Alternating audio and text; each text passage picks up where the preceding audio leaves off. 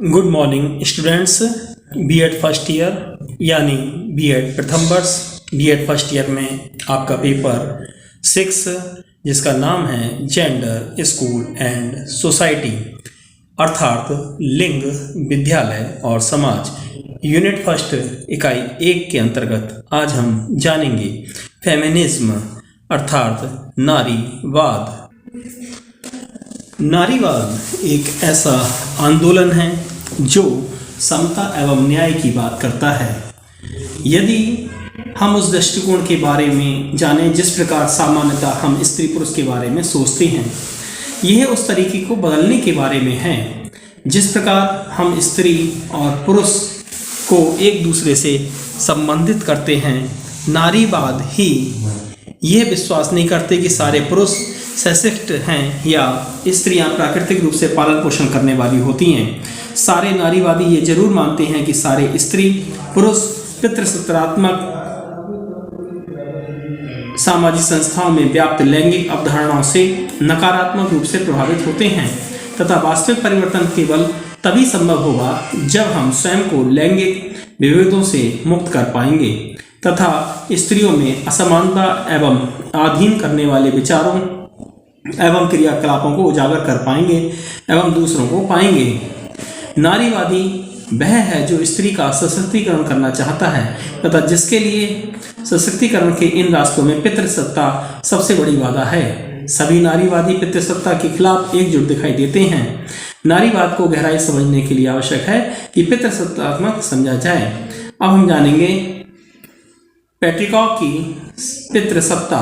दुनिया भर में के महिला आंदोलन के फलस्वरूप नारीवादी विमर्श का जन्म हुआ। इसका महत्वपूर्ण पहलू ये है कि ऐसे उपकरण एवं सिद्धांतों की खोज की जाए जो स्त्रियों के आधुनिकीकरण तथा जेंडर विभेदीकरण को सुनिश्चित करते हैं। इसलिए नारीवादी विमर्श में स्त्रियों को अधीन करने वाली एक जस्टिस संरचना को पाया गया है तथा उसका नाम पितृसत्ता दिया गया है। 20वीं शताब्दी के 8वीं दशक के मध्य में नारीवादियों ने पितृसत्ता शब्द का प्रयोग करना शुरू कर दिया। सामान्य रूप से पितृसत्ता के पुरुषों द्वारा स्त्रियों के ऊपर प्रभुत्व की प्रणाली को रूप को समझा जा सकता है। पितृसत्ता के जरिए संस्थाओं के द्वारा समूह को पहचाना जाता है तथा इसके निम्नलिखित परिभाषित करने की कोशिश की गई है। सिल्विया बेबली के अनुसार पितृसत्ता को सामाजिक संरचना और क्रियाओं की एक ऐसी अवस्था में परिभाषित किया जाता है जिसमें पुरुषों का स्त्रियों पर वर्चस्व रहता है और वे उनका शोषण और उत्पीड़न करते हैं। इसी में एक और शिक्षा शास्त्री हैं गार्डा लर्नर ने पितृसत्ता को इस प्रकार से परिभाषित किया है कि पितृसत्ता परिवार में स्त्रियों और बच्चों पर पुरुषों के वर्चस्व की अभिव्यक्ति और संस्थागतकरण तथा सामान्य रूप से स्त्रियों पर पुरुषों के सामाजिक वर्चस्व का विस्तार है। इसका अभिप्राय है कि पुरुषों का समाज के सभी महत्वपूर्ण सत्ता प्रतिष्ठानों पर नियंत्रण रहता है और स्त्रियां ऐसी सत्ता तक पहुंच से वंचित रहती हैं। वह यह भी कहती हैं कि इसका ये अर्थ नहीं है कि स्त्रियां या तो पूरी तरह शक्तिहीन हैं या पूरी तरह से अधिकारों, प्रभाव और संस्थानों से वंचित हैं। साथ ही इसका अर्थ ये भी है कि प्रत्येक पुरुष सदा वर्चस्व की और प्रत्येक स्त्री सदा अधीनता की स्थिति में ही रहती है। बल्कि महत्वपूर्ण बात यह है कि इस व्यवस्था जिसने हमें पितृसत्ता का नाम दिया है के तहत ये विचारधारा प्रभावी रहती है कि पुरुष स्त्रियों से अधिक श्रेष्ठ हैं तथा स्त्रियों को पुरुषों की संपत्ति के रूप में देखा जाता है। पितृसत्ता के विभिन्न समाजों, वर्ग तथा जाति में अलग अलग रूप हो रहता है और इसका रूप गतिशील है क्योंकि ये इतिहास से संबंधित है तथा निरंतर बदलती रहती हैं। अतः ये समझा जाता है कि यदि स्त्री और पुरुष इसी प्रकार से एक सामान्य युक्त समाज का प्रति आंदोलन करते हैं तो इसका अंत संभव है।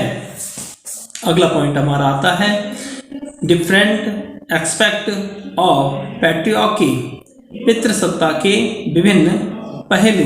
इसके अंतर्गत 6 पहलू दिए गए हैं जिसमें हम सबसे पहले जानेंगे concept of private property and controlling women's reproductions अर्थात निजी संपत्ति की अवधारणा तथा स्त्री की प्रजनन क्षमता पर नियंत्रण। हमारा समाज प्रारंभ में कबीलाई और आदिवासी समाज था जहाँ पर स्त्रियां सामान्यतः अधिकार संपन्न थीं तथा प्राय वंश का नाम पर मांग के नाम से चलता था। परंतु जैसे जैसे समाज कृषि आधारित होता गया, व्यक्तिगत या निजी संपत्ति की अवधारणा बढ़ी। अब पुरुष में सत्ता का लोभ बढ़ता चला गया और अपनी संतान पर स्वामित्व चाहने लगा तथा यह भी चाहने लगा कि उसकी संपत्ति का उत्तराधिकारी उसकी संतान ही हो। इस व्यवस्था में पुरुष ये चाहने लगा कि उसकी संपत्ति उसकी मृत्यु के बाद उसकी संतान को ही मिले और फिर पीढ़ी दर पीढ़ी हस्तांतरित होती रहे। इसके लिए आवश्यक था कि स्त्री की प्रजनन क्षमता का अधिकार पुरुष का हो। जब पुरुष को जमीन का स्वामित्व मिला तो उसने स्त्री को भी अपने अधीन करना चाहा, जिससे वह अपनी वंश वृद्धि कर सके। पुरुष स्वयं एक उत्पादक शक्ति था, अतः उसने अपने बच्चों तथा संतति के पर समान रूप से स्वामित्व का दावा किया। उसने यह भी स्थापित किया कि पुरुष उत्पन्न करता है और औरत पोषण करती हैं। संपत्ति के रखवाले के रूप में वंशज की जरूरत पड़ती है, अतः मातृत्व को एक पवित्र कार्य माना गया है। इस प्रकार स्त्रियों की यौनिकता पर नियंत्रण की आवश्यकता पड़ी, इसलिए औरतों का पर विवाह पूर्व तथा विवाहोपरांत के नियम लागू किए ताकि जिससे संपत्ति सौंपी जानी है वे वैध संतान हों।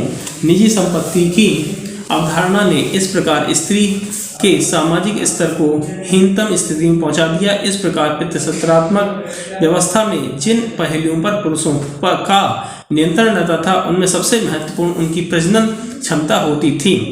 दूसरा पॉइंट हमारा आता है control on labour force, Shram Shakti पर नियंत्रण।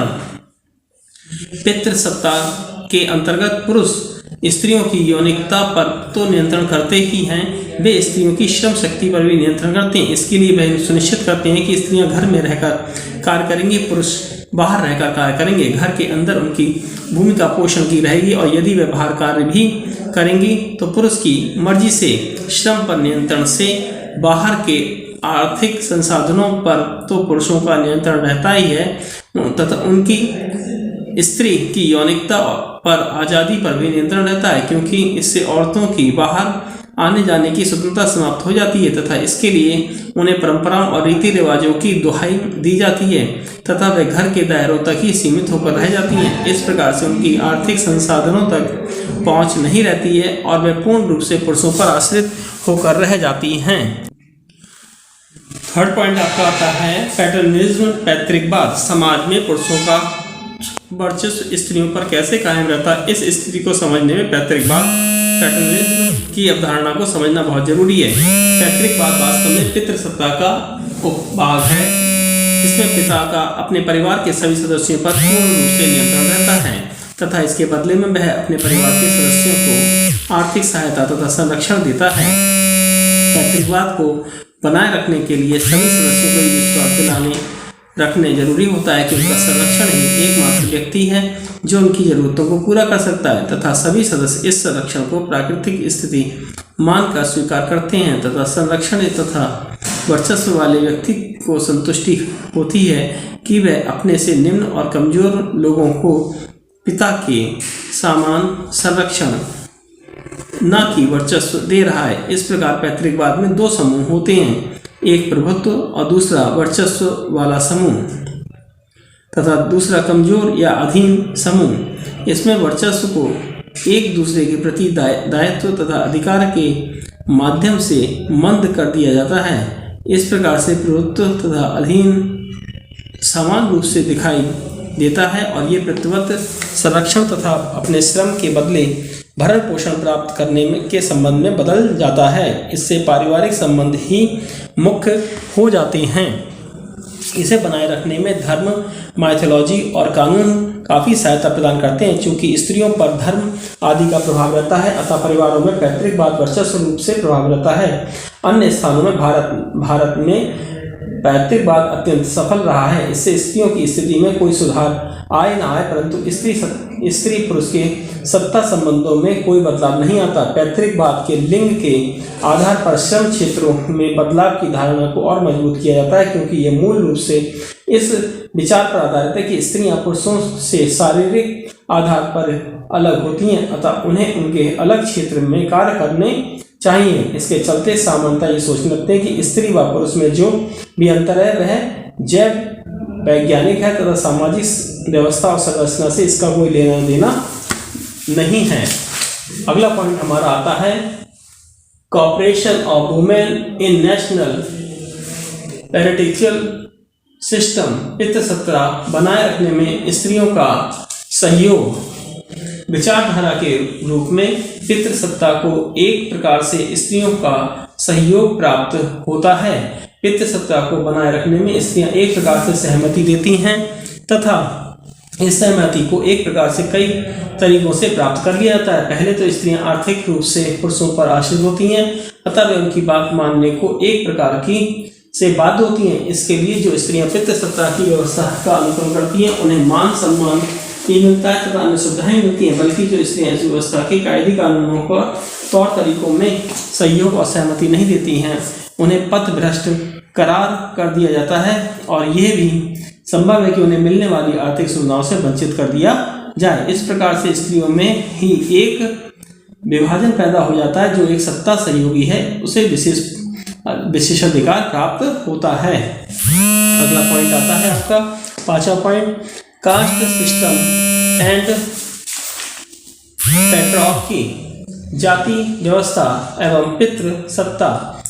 पितृसत्ता के ढांचे में जाति तथा जेंडर बहुत महत्वपूर्ण ढंग से जुड़े हुए होते हैं। प्रारंभ में केवल हिंदू समाज का ही जाति व्यवस्था विशिष्ट अंग होती है तथा परंतु अब ईसाई तथा मुस्लिम समाज में काफी मजबूती से ये जुड़ी हुई है। जातिवाद नियम की विशेष बात यह है कि यहाँ एक प्रकार के निम्न जातियों और स्त्रियों के उत्पीड़न की वैधानिक प्राप्ति है। जाति व्यवस्था को बनाए रखने में स्त्रियों का महत्वपूर्ण योगदान होता है। यह जातियों के बीच में सीमा बनी रहती है क्योंकि पितृसत्तात्मक नियम ये सुनिश्चित करते हैं कि विवाह केवल संबंध सजातीय है, इसका उल्लंघन किसी भी दशा में ना हो।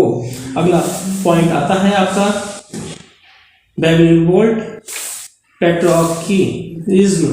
परोपकारी पैतृकवाद। दक्षिण एशिया में पितृसत्ता तथा जाति के क्रम को बनाए रखने में स्त्रियों का सहयोग लेने में परोपकारी पैतृकवाद का बड़ा हाथ है, जिसके अंतर्गत आज्ञाकारी स्त्रियों को कुछ विशेष अधिकार और सुविधाएं प्रदान की गई हैं। उन्हें सुरक्षा और सम्मान का वह स्तर दिया गया जो कई बार पूजा के स्तर तक चला जाता है। विभिन्न माइथोलॉजी के द्वारा स्त्रियों का इस प्रकार से सामाजिकरण किया गया है कि वे अपने सबलीकरण के लिए अपनी शुचिता और कर्तव्यपरायणता में विश्वास करने लगती हैं। कई बार पवित्रता स्त्रियां ये मानने लगती हैं कि उन्हें कोई विशिष्ट शक्ति प्राप्त हो रही है तथा इस श्रेष्ठ तथा आध्यात्मिक शक्ति के जरिए वे कोई भी चमत्कार कर सकती हैं। इस प्रकार से हमें ये देखते हैं कि पैतृकवाद के अंतर्गत स्त्रियों के अधिकरण के विचार को पूरी तरह से धुंधला कर दिया गया जाता है तथा स्त्रियों को पितृसत्तात्मकता को बनाए रखने में सहयोग लिया जाने लगता है। वर्तमान में पितृसत्तात्मक के ढांचे तथा पैतृकवादी विचारधाराओं को हमारे संविधान की लोकतांत्रिक और समतावादी नीतियों की कड़ी टक्कर मिल रही है। स्त्रियों के आधुनिकीकरण, घर एवं घर के बाहर उनके शोषण और परिवार के भीतर उत्पीड़नों को भारत के विभिन्न भागों में किए जा रहे हैं। विभिन्न आंदोलन से चुनौतियां मिल रही हैं। अब महिला या नारीवादी आंदोलन को काफी गतिशीलता मिली है। इन सभी आंदोलन एवं नारीवादी अध्ययनों के माध्यम से ही स्त्रियों के आधुनिकीकरण की शब्दावली, जिसे पितृसत्ता कहते हैं, का एक सटीक विश्लेषण उपलब्ध हो सका है। Thanks for watching. धन्यवाद।